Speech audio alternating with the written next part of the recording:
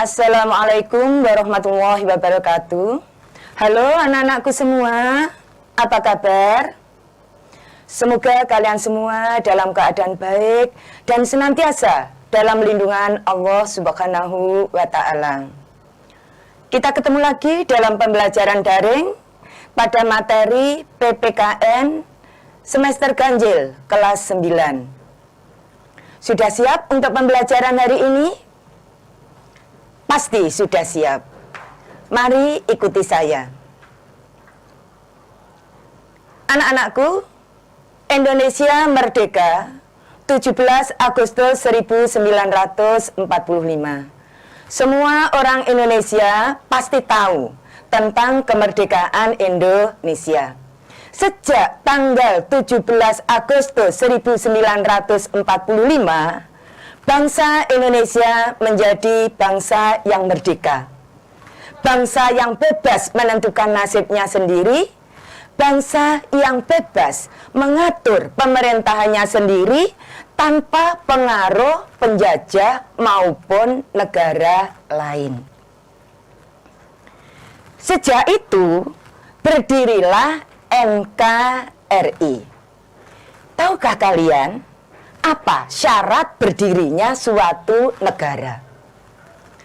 Berdasarkan Konvensi Montevideo tahun 1933, syarat-syarat berdirinya suatu negara meliputi: 1.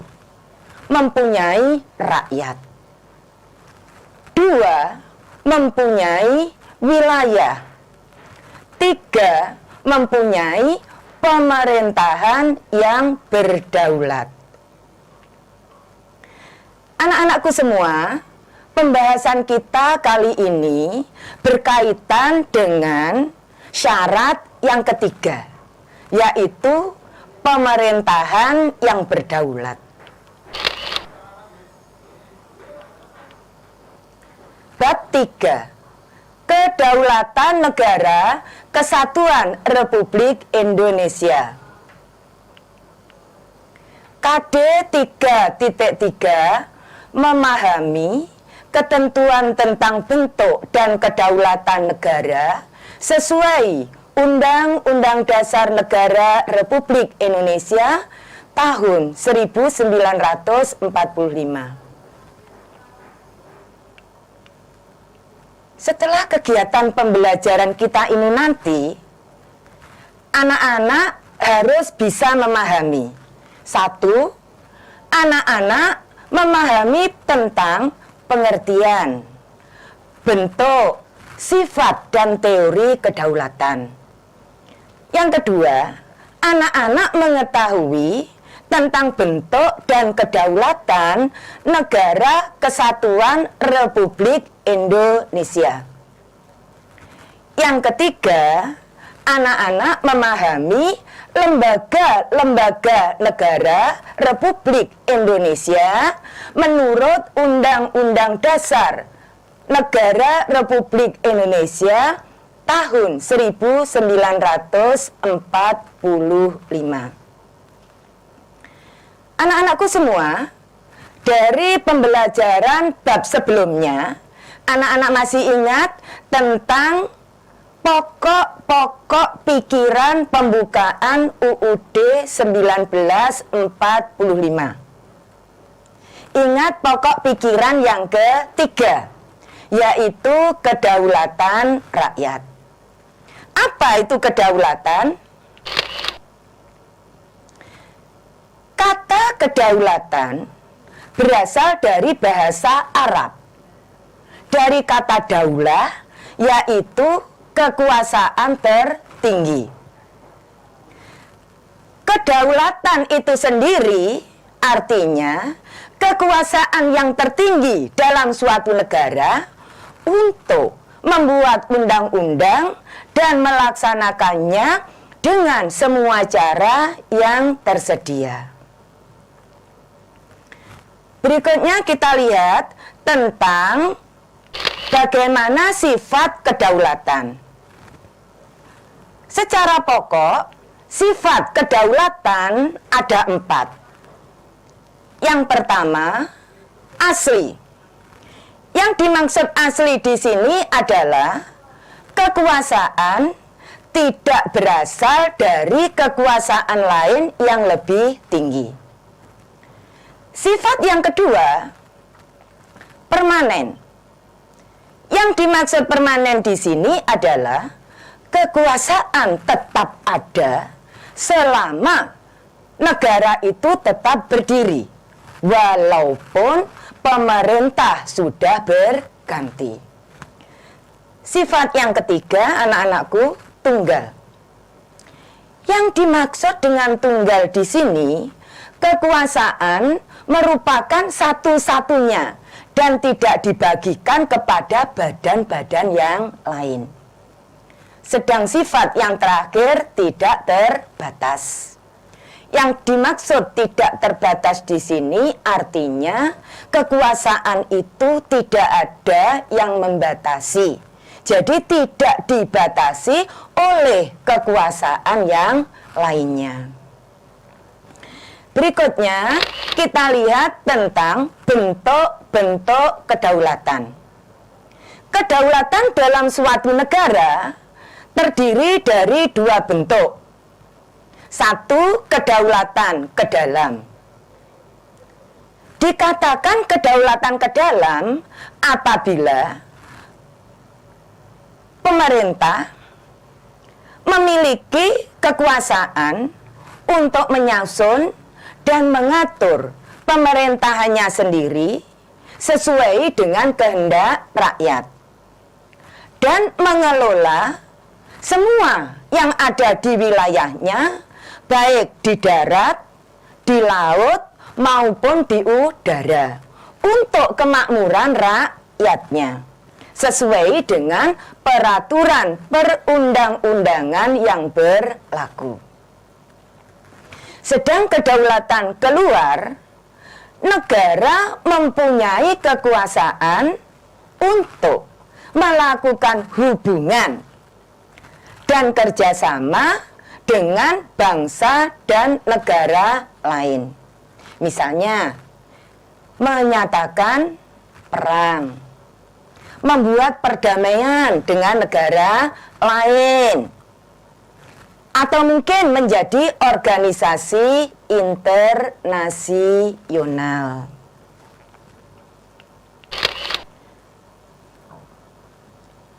Berikut ini kita lihat teori-teori kedaulatan yang ada di dunia. Di dalam sejarah, yang pertama kali adalah teori kedaulatan Tuhan.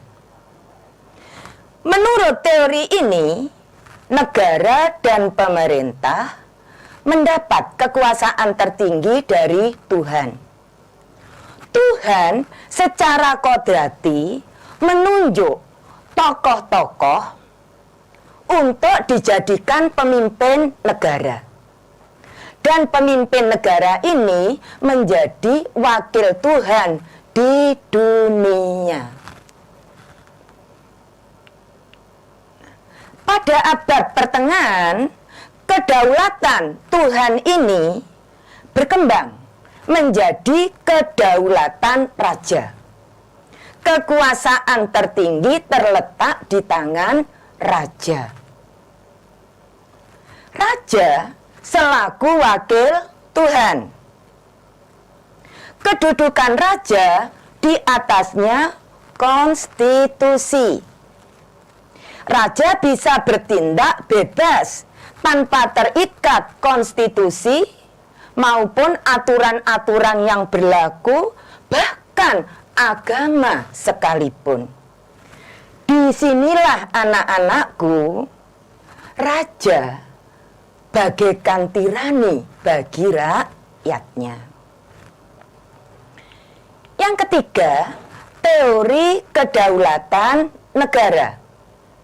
Kekuasaan tertinggi terletak pada negara.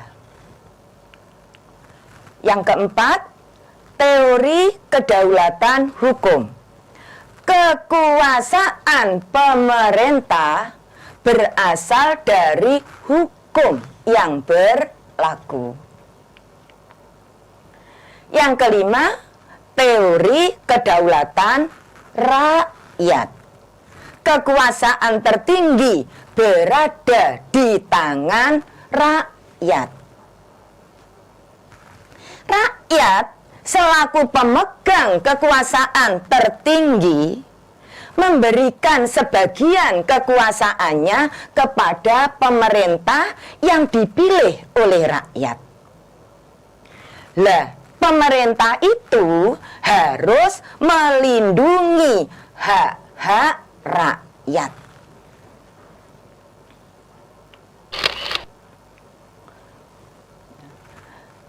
Teori kedaulatan rakyat ini muncul sebagai reaksi dari teori kedaulatan Tuhan. Maka kekuasaan pemerintah perlu dibatasi.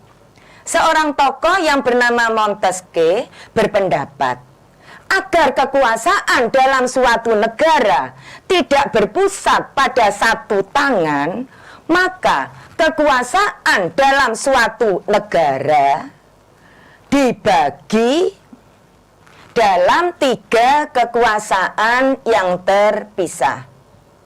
Nah, itu dikenal dengan trias politika. 3 kekuasaan yang harus ada dalam pemerintahan. 1. Kekuasaan legislatif. Kekuasaan untuk membuat undang-undang. Yang kedua, kekuasaan eksekutif. Kekuasaan untuk melaksanakan undang-undang. Yang ketiga, kekuasaan yudikatif. Kekuasaan untuk menegakkan undang-undang. Oke, anak-anakku semuanya, berikut ini kita lihat tentang bentuk dan kedaulatan yang berlaku di Indonesia.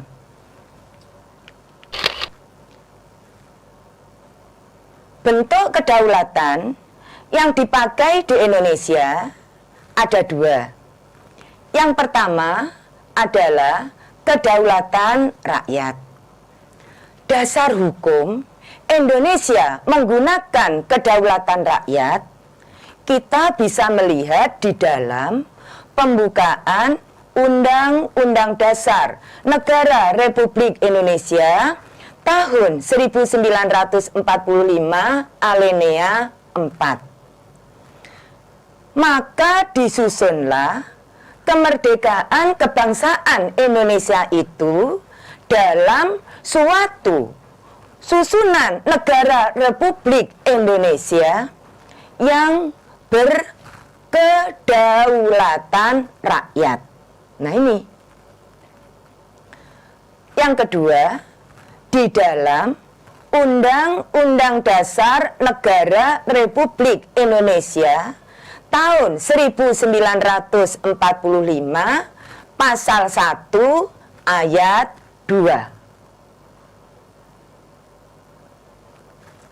Kedaulatan berada di tangan rakyat dan dilaksanakan menurut undang-undang. Yang kedua adalah kedaulatan hukum. Landasan hukum Indonesia menggunakan kedaulatan hukum tertuang di dalam Undang-Undang Dasar Negara Republik Indonesia tahun 1945 dalam 2 pasal. Yang pertama, pasal 1 ayat 3 yang berbunyi negara Indonesia adalah negara hukum. Yang kedua, pasal 27 ayat 1.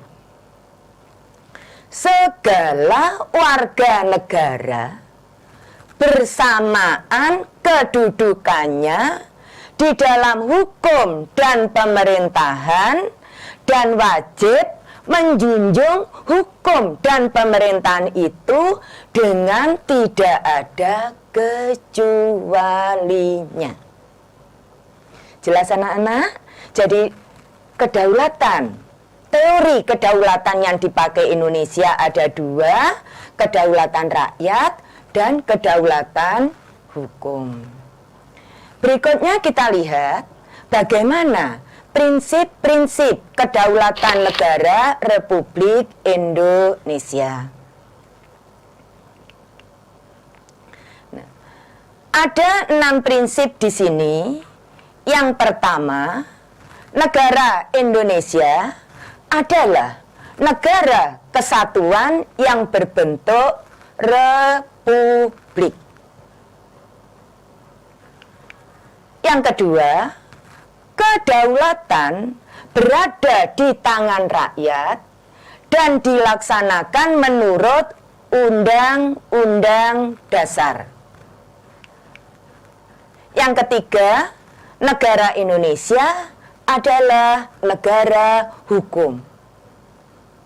Prinsip yang keempat, presiden tidak dapat membekukan atau membubarkan DPR. Prinsip yang kelima, menteri-menteri diangkat dan diberhentikan oleh presiden.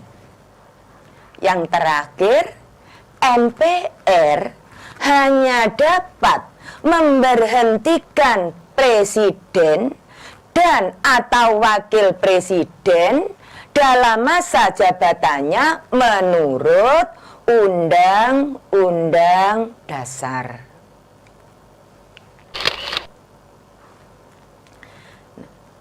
Prinsip negara kedaulatan rakyat berkaitan erat dengan makna demokrasi. Kata demokrasi berasal dari bahasa Yunani dari kata demos yang artinya rakyat, kratein yang artinya pemerintahan. Jadi demokrasi bisa diartikan pemerintahan rakyat. Atau dalam arti luas kita artikan pemerintahan dari rakyat, oleh rakyat, untuk rakyat. Demokrasi yang diterapkan di Indonesia, demokrasi Pancasila, yakni demokrasi yang dijiwai nilai-nilai Pancasila. Demokrasi yang berketuhanan yang Maha Esa. Demokrasi yang berperi kemanusiaan yang adil dan beradab. Demokrasi yang berpersatuan Indonesia, berkeadilan sosial bagi seluruh rakyat Indonesia.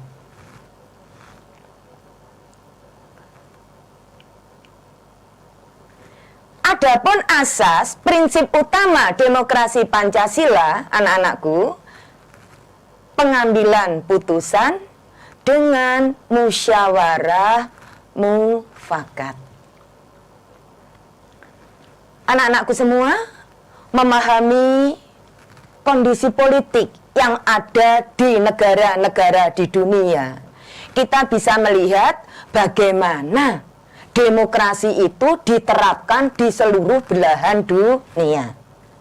Coba kita membandingkan demokrasi Pancasila dengan demokrasi-demokrasi yang ada di dunia. Kita bandingkan demokrasi Pancasila dengan demokrasi liberal dan dengan demokrasi sosialis.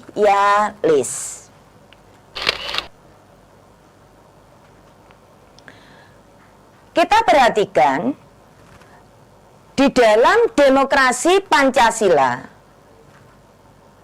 Demokrasi Pancasila mengutamakan kepentingan bangsa dan negara di atas kepentingan pribadi atau golongan.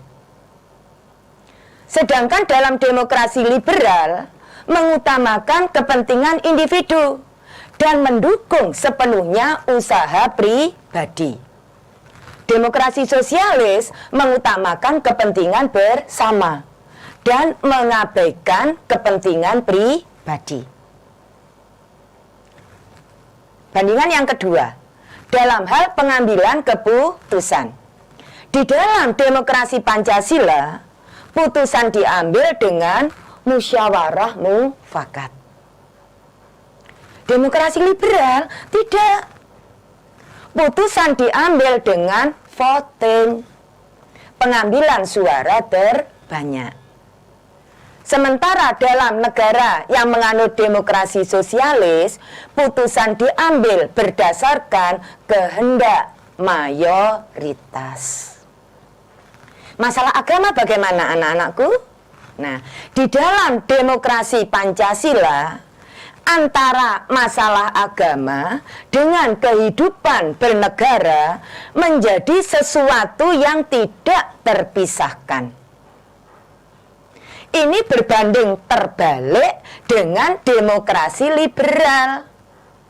Kehidupan agama dalam demokrasi liberal, antara agama dengan urusan negara sesuatu yang terpisah, tidak ada hubungannya.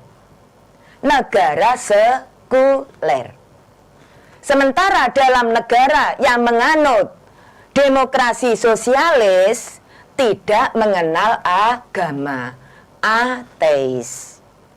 Sedangkan perbandingan yang keempat, dalam negara yang menganut demokrasi Pancasila tidak mengenal adanya diktator mayoritas dan tirani minoritas.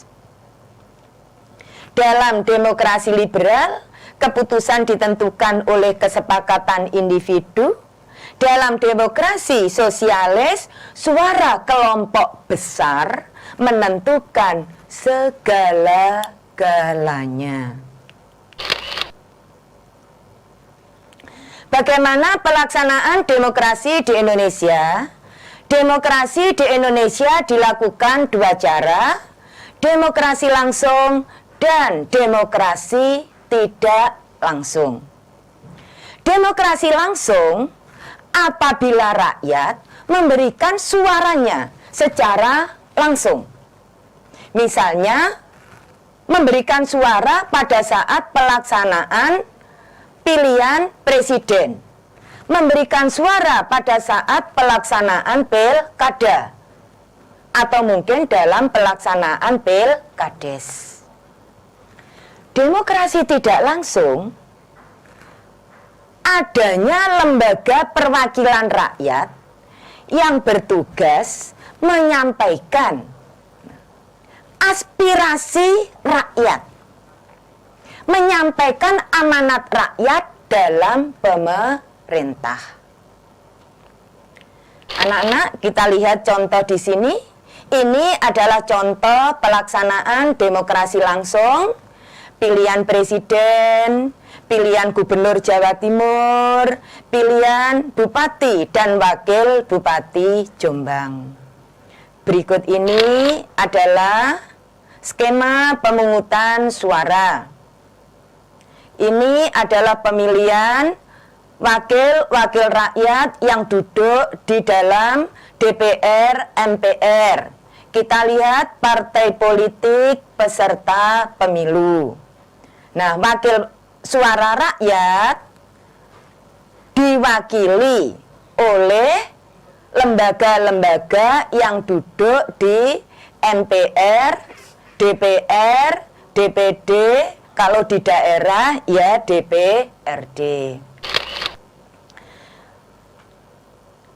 Pemilu yang ada di Indonesia, anak-anakku semua, dilaksanakan memperhatikan 6 asas yang biasa disingkat luber jurdil. Jadi berasas langsung, umum, bebas, rahasia, jujur, dan adil.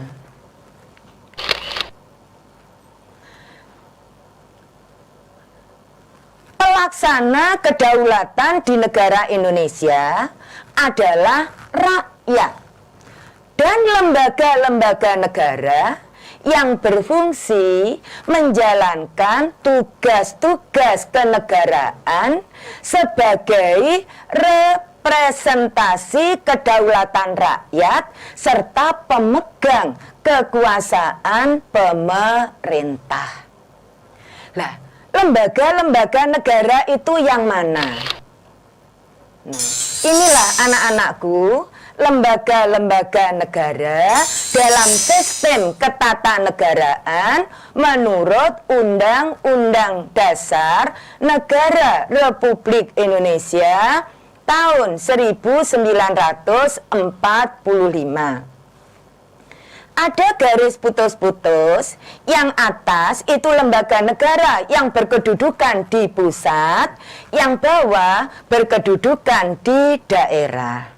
Yang di pusat, cermati anak-anakku, ada BPK, Presiden, DPR, MPR, DPD, Mahkamah Agung, Mahkamah Konstitusi, dan Komisi Yudisial. Bagaimana tugas-tugasnya? Semuanya nanti anak-anak bisa lebih memperdalam lagi dengan membaca buku paket mulai halaman 53 sampai dengan 94. Anak-anakku semua, ada tugas mandiri yang harus kalian kerjakan. Nanti kerjakan dan menjawab pertanyaan-pertanyaan, jawablah soal-soal ini dengan benar. Oke anak-anakku semua, tetap semangat, rajin belajar, semoga sukses. Wassalamualaikum warahmatullahi wabarakatuh.